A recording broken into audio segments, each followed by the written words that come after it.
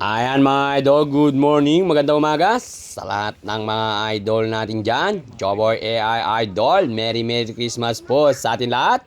Eto nga po pala mga idol ang unang bakbakan ng Team Chris.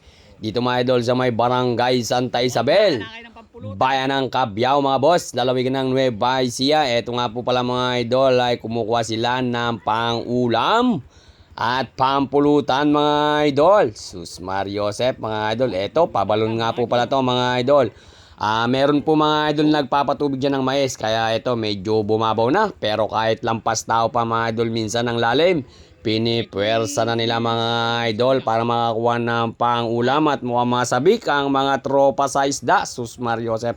Naglulundagan mga idol. Kaya ito mga idol medyo ma-silver. Talaga naman mga idol, oh. Kita nyo naman mga idol, talaga naman medyo malalim pa pero pinipwersa na.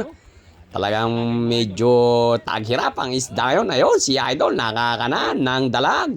Shoutout kay idol, nagliliparan yung mga silver mga idol. Ayun, kitang kita, huling-huli ni Joboy AI Idol. Kompleto nga po pala mga idol ang tropa ni Kuya Chris mga idol. Eto si Idol Jomari, talaga naman pinupulot lang yung isda sa ilalim ng tubig. Sus Mariosep Joboy AI Idol, napakalamig niyan mga idol, pero baliwala sa kanya mga idol ang lamig. Kasi talaga ng mga idol ang hangad nila ay makahuli ng pang-ulam. Ano nga po pala to mga idol, unang salida pa lang nila at medyo busy sila. Tsaka ito mga idol, kahit malalim, piniwersa na nila yung pabalon dito.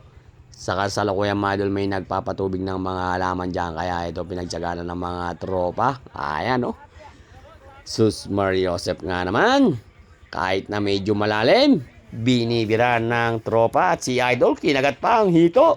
Aba idol, baka makatibo yan. Pero hindi na makakawala kay idol yan. Ayan, pinilipit na ang tibo mga idol. Ito pabalon to mga idol.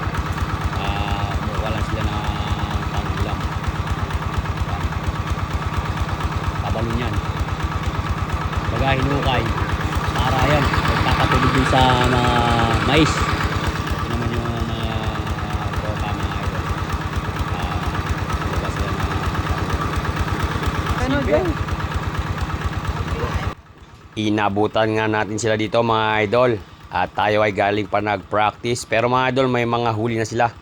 Ayan, si Idol Pax mga idol. Siya nga po pala mga idol, ang bantay sa may toong mga idol. Basta sa mga parting toong mga idol, si Idol Pax na ang bahala dyan. Ayan, si Idol Jomari mga idol, panayangat ng mga bulig mga idol. Uy, medyo maganda-ganda na rin pala.